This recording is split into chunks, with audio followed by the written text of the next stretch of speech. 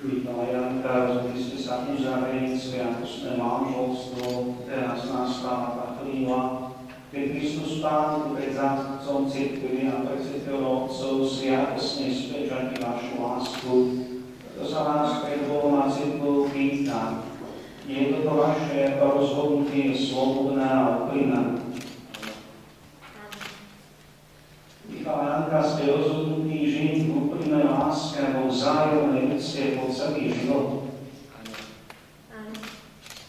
Keď by si založili rodinu, pýtam sa vás preto pred Bohom a cirkvou. Ste ochotní s láskou prijímať deti ako dar Boží a vychovávať podľa Kristovho evanjelia a zákonov jeho cirkvi? Áno.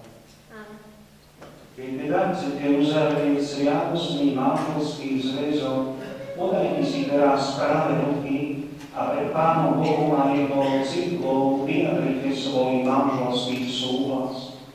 Michal, berieš si Janku za svoju manželku?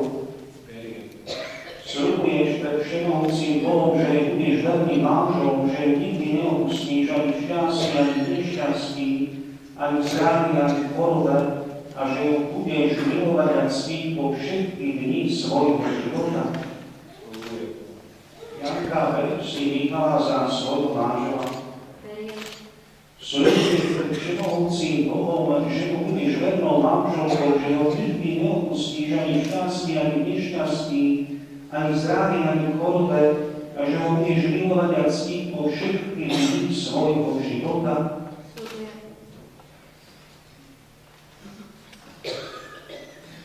A ja v Svätej cirkvi potvrdzujem, že ste uzavreli sviatostné manželstvo a požehnávam ho v mene Otca i Syna i Ducha Svätého, čo Boh spojil, človek nerozlučuje.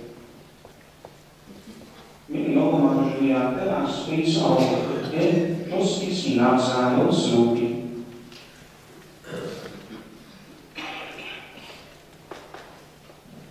Pred oltárom nášho Pána Ježiša Krista prisahám, že svoj manželský sa dodržím, tak mi Pán pomáha. Pred oltárom nášho Pána Ježiša Krista prisahám, že svoj manželský slúb dodržím, tak mi Pán pomáha. Teraz vám poženám slúbené prsty. Požehnaj také tieto prsty. Ženáme ich v tvojom mene, aby tí, čo ich nosili, zachovávali neporušenú vernosť. Plní tvoju vôľu, zotrvávali v tvojom pokoju a žili vo vzájomnej láske až do smrti skrze Krista nášho Pána. Amen.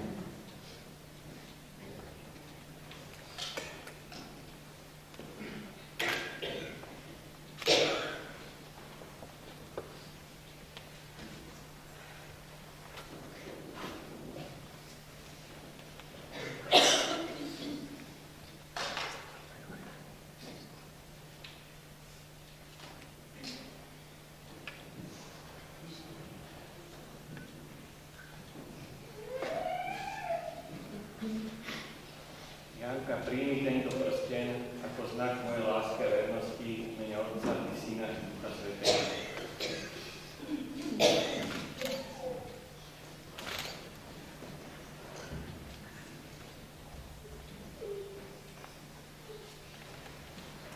Miško, príjmi tento prsteň ako znak mojej lásky a vernosti v mene Otca i Syna i Ducha Svätého.